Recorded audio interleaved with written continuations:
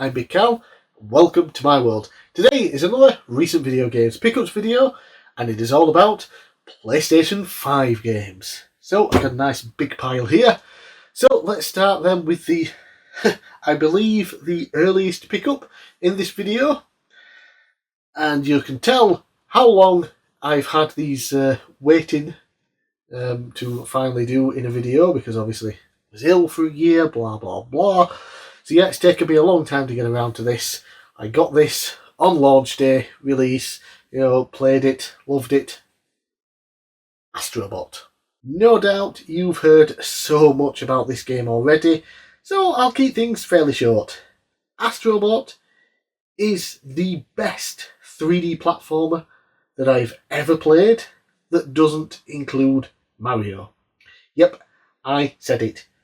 It is amazing. It looks and sounds absolutely stunning and plays even better. Great creative levels and fun power-ups. It's just an absolute joy to play through. A total love letter to the history of PlayStation 2. Oh, and pretty much the only game in my PS5 collection that really makes use of the DualSense controller beyond just a bit of rumble and some shoehorned motion controls. The true PS5 system seller, in my opinion. Yeah, just absolutely fantastic. And they've thrown a bunch of free DLC levels at us as well. They're all like time-based ones, but they're really fun challenges. Yeah, I absolutely adore this game. I've only ever platinumed two games in my entire life. It's just not something I go after. I don't, try and attempt to get platinum trophies in a lot of games. But I did it in Astro's Playroom, and I did it in Astrobot. Absolutely phenomenal. Then another game, this goes almost a year now, back to April of last year, was a birthday present, and that is Disney Epic Mickey Rebrushed. This is a remake of the Nintendo Wii exclusive from 2010. It's a 3D platformer with the main gimmick being a magic paintbrush that can use paint to make objects appear, or thinner to remove the paint and make objects disappear.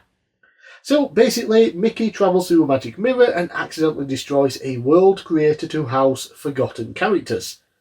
Decades later, he's kidnapped and brought back to the world so some evil people can steal his literal heart. The big part of the game is Oswald, an early character co-created by Walt Disney and Ub Iwerks for Universal that was then bought by Disney in 2006 and returned to mainstream audiences alongside Mickey in this game. Yeah, so I was always a big fan of the original on the Wii. There was a sequel as well that came out on other systems, but the first one was a Wii exclusive until this. And yeah, it's an interesting 3D platformer with a fun mechanic. Is it the best? No, but it's a lot of fun, and I definitely urge people to play it. It was quite funny though, it's been so long since I played the first game. When I was playing through this for recording footage and things, I was like, I don't remember this part. Have they added some new areas into the game? So I looked up my recorded footage that I have of Epic Mickey from a few years ago when I was testing out some games on the Wii. And no, everything was there. So I was like, why am I misremembering this? So I loaded up some Epic Mickey 2 game footage. It's like, oh, that's what I was remembering. I was thinking that was the start of this game, but no, that's the start of the second game. Yeah, but yeah, highly recommend this. It usually goes pretty cheap in sales now, so yeah, it's a fun game. Next then we have Dragon Ball Sparking Zero. This is basically Budokai Tenkaichi 4. It has a huge roster of characters, though still has nothing on the variety of Budokai Tenkaichi 2 and 3.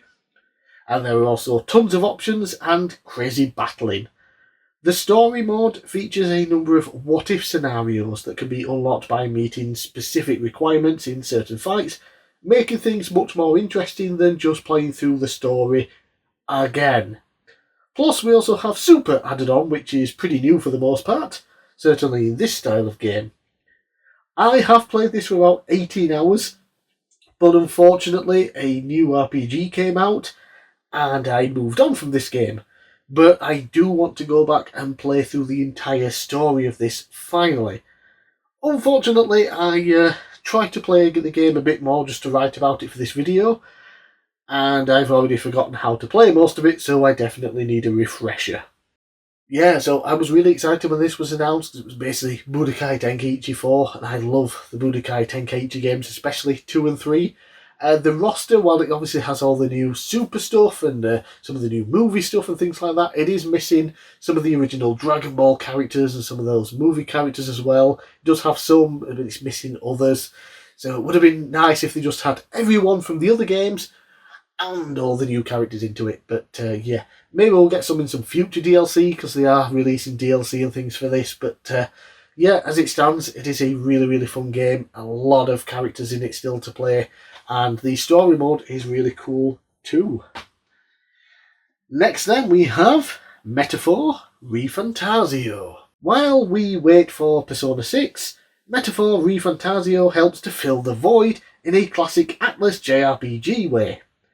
It is turn-based combat with tons of style and crazy otherworldly powers granted to party members.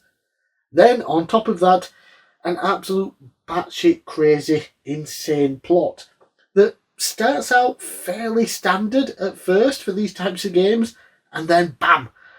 Something happens that I will not spoil, but it completely turns the plot upside down and did make me question life. Sadly, this game suffers from releasing around the same time as other games I wanted to play first, so I have only played around 4 hours of it so far, but it is one that I do plan to beat in 2026. Yeah, so if you're missing Persona at the moment, this is made by some of the same people that made the Persona games. It has that feel and that style, but it's also its own game. So yeah, definitely check it out. Yeah, it sold well, was thought of very well when it came out. So yeah, it's pretty good. Next up then we have Persona 3 Reload. While we wait for Persona 6, play Persona 3 again. So Reload is a remake of the original PS2 game, but not the PSP game, which got a port to modern platforms a year before this release and has some different content. It's all a bit confusing, but yeah, Reload. So they overhauled the game to be more like Persona 5, which some fans don't like, but I adore Persona 5 and much prefer its combat over past Persona games, so it hits the mark for me. The plot is all about a mysterious dark hour, an extra hour of the day that only certain people can experience. Monsters come out to play, and it's up to you and your party to stop them. This is one of the more recent pickups, and as such I haven't had a chance to play it for too long, but again, it is on my list of 2026 games I plan to play through. Yeah, it's Persona 3 Reload, and they're also, of course, remaking Persona 4 Golden, no doubt using the same kind of style as this by making it more like Persona 5, which some people like, some people won't. Me personally, especially when it comes to Persona 4 Golden, I loved the story and the setting and the characters of that game, but I hated the combat. So the combat's going to be no doubt changed to be more like Persona 5, and I love the combat in that game, so I'll be very happy with it. And yeah, I've enjoyed what I've played of this so far, so like Metaphor, I will play through it this year. Next then, Shin Megami Tensei Vengeance. While we wait for Persona 6, why not play the newest game in the series that Persona spun off from?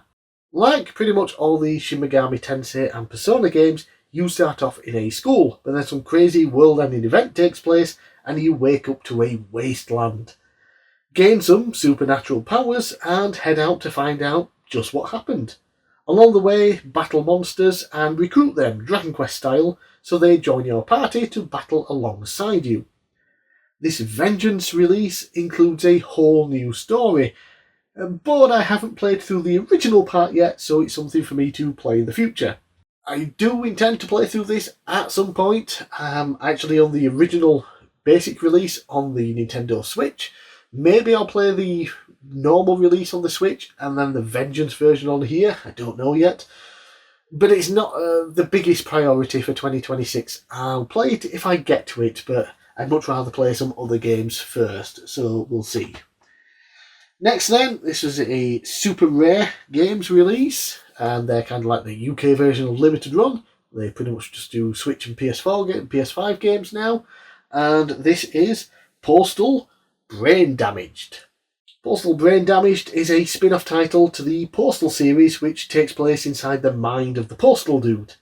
This is a boomer shooter game rather than the open world action game from mainline series, but it is still as weird and insane as you would expect.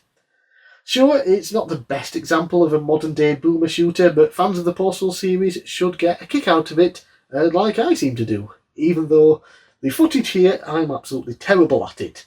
But I did get better, I just didn't record any of that footage, so you have to take my word for it. Yeah. Postal Brain Damaged, a spin-off to the main series. It wasn't created by Running with Scissors, although they did obviously publish it and everything. But yeah, if you can get it cheap, worth it. I probably wouldn't pay full price for it though, to be quite honest.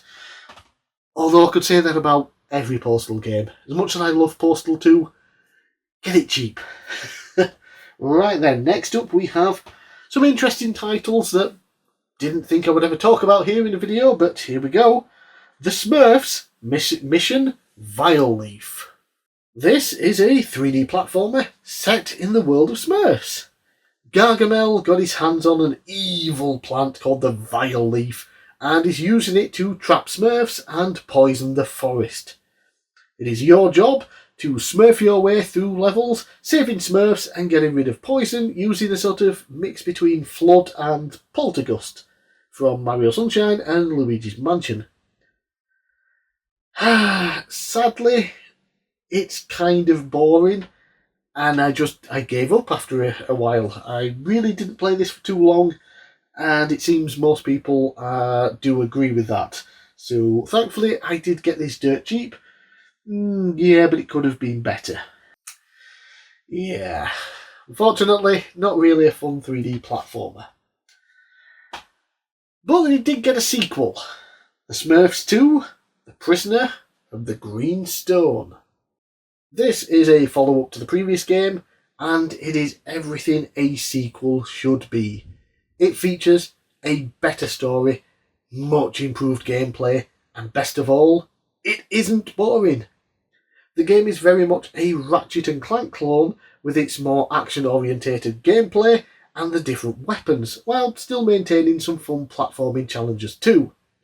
You even get to play as multiple Smurfs, each with their own unique abilities. I enjoyed this one so much that I played all the way through it, taking me less than 8 hours, but still has some more content there if I wanted to 100% complete it. I probably won't, but it is nice that it's there. A fun game that just doesn't get talked about. Yeah, so if you like the Ratchet and Clank series and you like the Smurfs, highly recommend this one. Really fun game and doesn't take that long to beat, which kind of like most of the Ratchet and Clank games. And lastly for this little series of games we have another Smurfs game, The Smurfs Dreams. This one is not associated with the previous two games despite them all releasing within a 4-year period.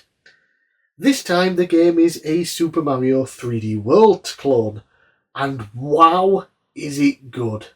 Tight controls, fun movement, and some extremely creative levels too. A genuine hidden gem on the PlayStation 5.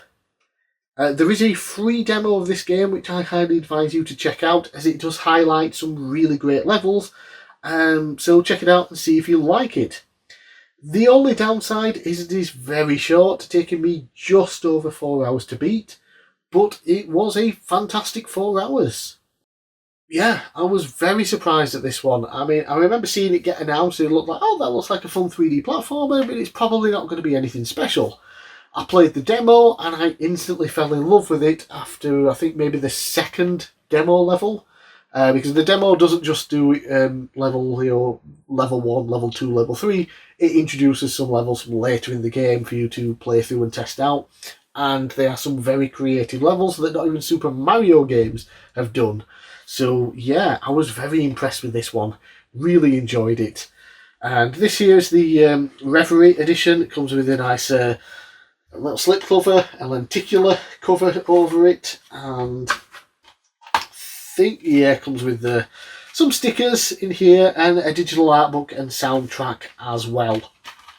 I don't actually know if there's a regular version of this. I only ever see the Reverie edition, but yeah, you usually see it going for about £20 in sales, and despite it only being 4 hours long, I think it's well worth £20. I really do. I had so much fun with this one. Very good. Okay, moving on now to a game that I didn't have as much fun with. Tony Hawk's Pro Skater 3+4. Just like the first two games, Tony Hawk's Pro Skater 3 and 4 were given the remake treatment and packaged together. They look and play like the previous two, which for the third game is fine, but for the fourth game, it does change how things originally were. Now, for me, it doesn't really matter because I never really bothered with the fourth game back in the day. And while I did play the third game, I just don't have the nostalgia for it like I do with 1 and 2. And as a result, I'm starting to think I only really bought this for my collection because I owned the first two. And sadly, I'm just not that excited to play this. I played through it when I first got it, recorded some game footage, and when I went to write the little script for this video, I went to view the footage so I would get an idea of what the hell I was talking about, and the footage was corrupt, so I had to put the game back in and replay it a bit more and record some new footage that you're now seeing. And yeah, I just wasn't that interested in playing it. I would much rather just go back and replay 1 and 2 again. So yeah, I'm glad I got it cheap in a sale, but I kind of wish I'd not bought it at all. Yeah, so that's Tony Hawk's 3 and 4. Honestly, the first two Tony Hawk's games are the only ones in the series that I genuinely love. I played 3 and maybe a little bit of 4 on the PS1 back in the day. Yeah, and when I got the next generation of consoles, for some reason it just never occurred to me to play more Tony Hawk's games on there, and I just never did. And I've gone back and tried some of them, and yeah, the series just kind of wasn't for me, really, after the first two games. Real shame. Anyway, next up we have Octopath Traveler 0. Okay, so this is the mobile phone game that has been reworked into a single-player console game with more content, I think. Anyway, so your hometown and most of the people in it are burned down, and it's up to you to rebuild things and recruit new residents, all the while hunting down those responsible. Like previous Octopath Traveler games, it has the gorgeous HD 2D art style that until now I'd only experienced on the Nintendo Switch. And wow, seeing it on the PS5 is stunning. So combat is mostly the same with the brake system and various weapons and plenty of skills, but then you also have an ultimate technique, which I think is new. It's been a while since I played Octopath Traveler 2. But either way, this is just more Octopath Traveler, but with town building elements, and yeah, I really love it. This was the newest addition to my PlayStation collection in terms of new releases. Yeah, it came out at the end of November, beginning of December. I played the demo, really enjoyed it, so I decided just to pre-order it, and yeah, I've been having fun with it, but unfortunately, again, it came out with other games I wanted to play more, so it's one that I will go back to, and this might be the first game that I go back to in 2026 and finally play through. Lastly then, we have Marvel Spider-Man 2. And this game is last because it is the last game that I fully played through. I fucking loved the first Insomniac Spider-Man game and its DLC, and Miles Morales. I had wanted to buy the sequel for ages, but it was always expensive, so when I got a random £10 Amazon voucher code, I used it for this game. But I was busy with Dragon Quest Tober stuff at the time, and I just never got around to it. Finally, after New Year's Day, I put in the disc and played through it. It's basically more of the same, but with access to both Peter and Miles, new abilities, and of course a brand new story. Overall, it is a fantastic game, and yes, it makes you feel like Spider-Man. Or Spider-Men in this case. However, I do still prefer the first game overall. For me, the lack of major villains compared to the first game does kind of suck, and the lack of actual boss fights suffers as a result, but its highs are definitely up there with the first game. It just does have some, a lot more lulls in the game. And instead of fighting all these cool bosses that you know from the Spider-Man villain catalogue, you do end up just fighting more waves of hunters in the game.